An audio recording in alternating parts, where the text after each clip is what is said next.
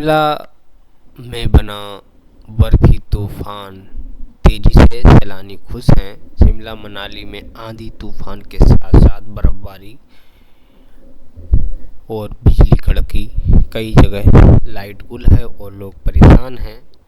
वहीं शरणार्थी वहाँ पर जा रहे हैं, मतलब श्रद्धालु जो लोग। आपको बता दें, एमपी में धार भोजशाला में 10 साल बाद पूजा और नमाज एक ही दिन 8,000 पुलिसकर्मी तैनात कर दिए गए हैं कि कोई इस तरह की कोई अव्यवस्था ना हो। सुप्रीम कोर्ट के निर्देश पर धार की भोजशाला में बसंत पंचमी पर मां बागदेवी का पूजन शुरू होगा। मुस्लिम समुदाय के नमाज अदा करने आएंगे। प्रशासन ने अलग स्थल बनाकर पूजा कानूनी व्यवस्था पर बनाए रखने के लिए 8,000 पुलिसकर्मी तैनात किए हैं। सीसीटीवी कैमरे और ड्रोन की भी सुविधा लगाई गई है वहां पर।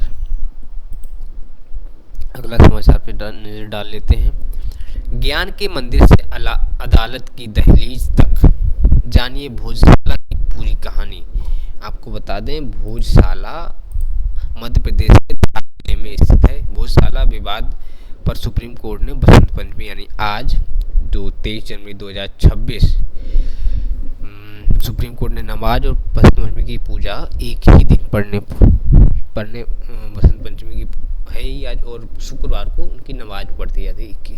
11वीं सदी राजा भोज द्वारा स्थापित हुई यह स्थल शिक्षा का केंद्र था, जो आज धार्मिक दावों की कानूनी लड़ाइयों की विषय का एएसआई मंदिर के अवशेष और मूर्ति मिली है, जो उसके ऐतिहासिक महत्व को उजागर करती है। मंदिर है वहाँ पर, इसको जैसे राम मंदिर हो गया और काशी में हो गया, हर जगह मंदिर थे, मस्जिद बना दी गई थी। उसी को लेकर भी विवाद है, पर वहाँ पर पूजा नमाज दोनों ही आज होंगी। पहले बड़ा विवाद हो सकता है इस पर और समाधान निकालने की खोजी जाए। सुप्रीम कोर्ट ने बसंत पंचमी पर पूजा और नमाज का समय तय किया है। भोजशाला में 21वीं शताब्दी के सरस्वती सदन की स्थापना की गई थी।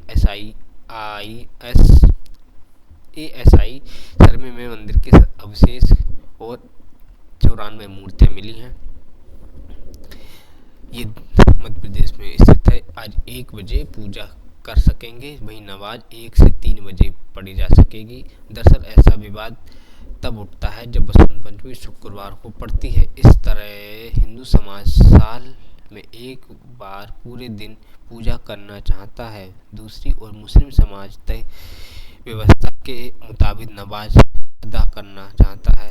ऐसे मौके पर धार की जिला पुलिस और प्रशासन के कानूनी व्यवस्था संभालना बड़ी चुनौती बन जाती है। चलिए और अगली नज़र पर नज़र डाल लेते हैं। यही एक नहीं है, अमेरिका अधिकारियों ने सिराहा से में लिया 5 साल बच्चे का कमाल हैसियत बोली, वह ये बेबी है। दिल्ली एनसीआर में सुबह सुबह बारिश हो गई है, कोहरा कम हो गया है, हवा चल रही है, ठंड का भी माहौल कुछ ठीक ही ठीक है। छत्तीसगढ़ में स्टील प्लांट ब्लास्ट में 6 मजदूरों की दर्दनाक मौत हो गई है। बाप बेटा जिंदा जल गए हैं। गांव में परसा मातम, बड़ी समस्या है। जैसे अभी नोएडा में एक हाल ही में घटना हुई है। एक आईटी इंजीनियर अपने ऑफिस के बाद पार्टी करके लौट रहा था और गाड़ी से, और जैसे टर्न आया उसने गाड़ी नहीं मुड़ पाई, कितनी स्पीड में रही होगी, तो वो 200 मीटर आगे एक तालाब, मतलब जहाँ पानी जमा था वहाँ जाके गिर गई। धीमे धीमे गाड़ी डूबने लगी और वो गाड़ी से बाहर निकल के ऊपर चढ़ गया कि उसे तैरना नहीं आ रहा था। जब उसने फ़ोन किया घर पे, पुलिसकर्मी एनडीआरएफ सभी को फ़ोन किया और फिर बुलाया, पर पानी ठंडा होने के कारण बताया जा रहा है कि एनडीआरएफ और पुलिस के लोग वहाँ तक 200 मीटर अंदर तक नहीं घुस पा रहे थे। तब तक उसकी जीवित था और बहुत मशक्कत करने के बाद भी उसको नहीं निकाल पाए और कार्डियक अटैक आ गया और उसकी मौत हो गई। उसके बाद राजनीति गर्मा गई है। मीडिया के एनसीआर के में आने के कारण मीडिया ने भी लगे हाथ इस पे रोटियां सेकना शुरू कर दिया है। बात यह है कि गलती किसकी है? देर रात आना गलती है, गाड़ी तेज चलाना गलती है, या शराब के नशे में होना गलती है, या फिर प्रशासन की गलती है कि वहाँ तालाब क्यों है? अगर तालाब है तो उसको डिवाइडर क्यों नहीं है जो उसे गाड़ी अगर तोड़े तो उसको पानी में ना गिरे? या फिर उसकी गलती है कि वो पानी था पर उसे तैरना नहीं आता था?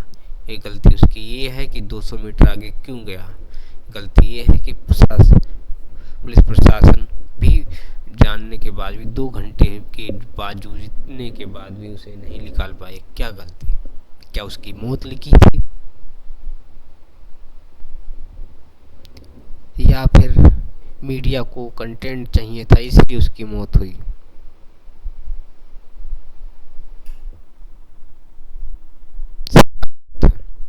सवाल प्रशासन से भी हैं, सवाल मीडिया से भी हैं, सवाल खुद से भी हैं कि सारी गलती एक व्यक्ति कैसे हो सकती है। चलिए हम अगली नजर डालते हैं। आगरा में दर्दनाक हादसा हो गया है। सड़क हादसे और कार बनी आग का गोला, सीएनजी एजेंसी जिंदा जला। LIC एजेंट जिंदा जला, सॉरी मैं पे चाहता हूँ। मध्य प्रदेश में महू में दूषित पानी का कहर है। 19 बच्चे समेत 25 बीमार हैं पीलिया टाइफाइड की चपेट में आने से। एक और नजर डालते हैं। पटना में अपराधियों का कोहराम, पुलिस का शिकंजा। 8 माह में 14 मुठभेड़ की गई हैं, इसमें 13 के पैर में लगे। मारी गोली लगी क्यों है? सीधा सीधा ऐसे लगी क्या? ऐसे कि ठोकर चलते हुए थोड़ी नहीं चल गई। पुलिस ने जानबूझ गोली मारी, गलती नहीं है, गलत भी नहीं है गोली मारना। अगर गलत कुछ कर रहा है तो उसके खिलाफ पूरे एहतियात बरतनी चाहिए।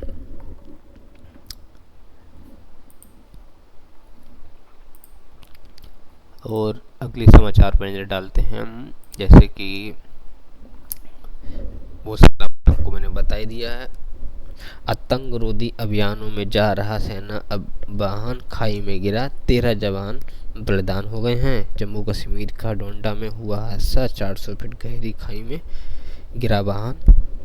सेना वाहन में 21 जवान थे सवार, काफिले में एक अन्य वाहन भी था शामिल। योगी बोले को कमजोर करने वाले कालनेमियों को खत्म करने की जरूरत है। कहा सन्यासियों के लिए धर्म से बढ़कर कुछ नहीं, यही उसकी संपत्ति है। राष्ट्र और धर्म के लिए बोला था, ऐसे बार ये मीडिया वालों ने जो हमें हमारे पास रिपोर्ट आई है वो उसमें गलत लिखा है। उन्होंने बोला है सन्यासियों के लिए धर्म और राष्ट्र और धर्म के लिए धर्म से बढ़कर कुछ नहीं है। हमने भी इसको एक वीडियो चलाया, आप देख सकते हैं भारतीय न्यूज पर। प्रधानमंत्री के नेतृत्व में 2000 साल का विकास 11 वर्ष में होने की कही बात। जनगणना के पहले चरण में पूछे जाएंगे 33%। जनगणना के पहले चरण में घरों की सूची बनाने, घरों में गणना करने का दौरान नागरिकों से पूछे जाएंगे 33 सवाल। सरकार ने गुरुवार को सार्वजनिक कर दिया गया है कि एक गजट अधिसूचना में सवालों पर जाएंगी चर्चा। T20 विश्व कप में बाहर हुआ बांग्लादेश, पारदाने की कहा था बांग्लादेश की जगह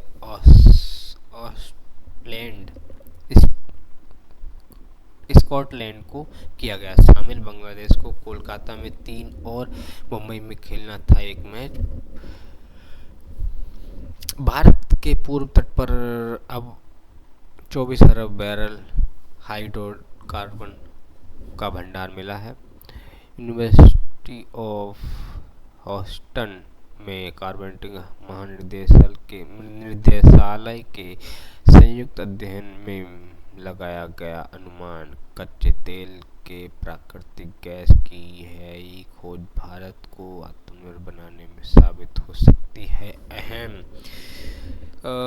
सिख विरोधी दंगों से जुड़े जनकपुरी हिंसा मामले में सज्जन कुमार वरी, विशेष अदालत ने कहा अभियोजना पक्ष आरोपी को संदेह से पूरे साबित करने में विफल रहा। अधिकांश गवाहों द्वारा 3 दशक तक आरोपियों का नाम नहीं लेने का दिया तर्क।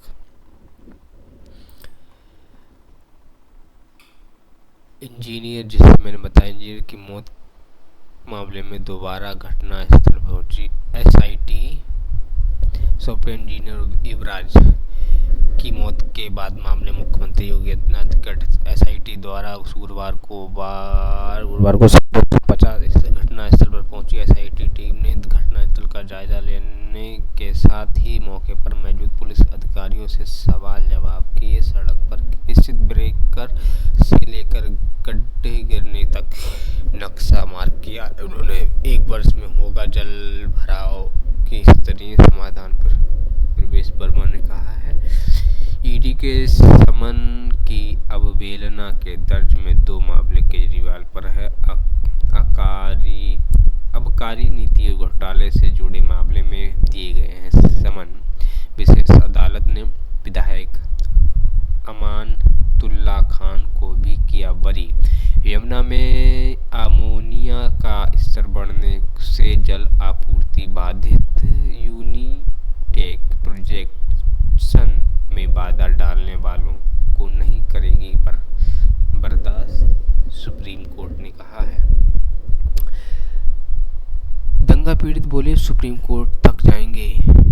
सज्जन कुमार को बरी करने के मामले में बोला है उन्होंने पिछले 4 सालों से बिजली की नई दरें घोषित होने का इंतजार केंद्र ऊर्जा मंत्री द्वारा निर्धारित नियमों के अनुसार की गई है। ये अतिथि के वीडियो में नहीं था गुरु शब्द, पंजाब पुलिस ने ऐसा कहा है। कर्तव्य पथ पर गूंजेगा वंदे मातरम, दिखेगा ऑपरेशन सिंदूर का नजारा। सेना कर्मियों के विभाग की झांकी में ऑपरेशन सिंदूर की विजय प्रदर्शित की जाएगी। गणतंत्र दिवस परेड में इस बार 17 राज्यों व 13 विभागों के झांकियां दिखेगी। विजेता संगीतकार MM कीरवानी वंदे मातरम की नई धुन पेश करेंगे, जो परेड को एक नई संस्कृति कायम करेगी। आज के समाचारों में इतना ही, समय नहीं है, कल फिर मिलेंगे, तब तक के लिए नमस्कार।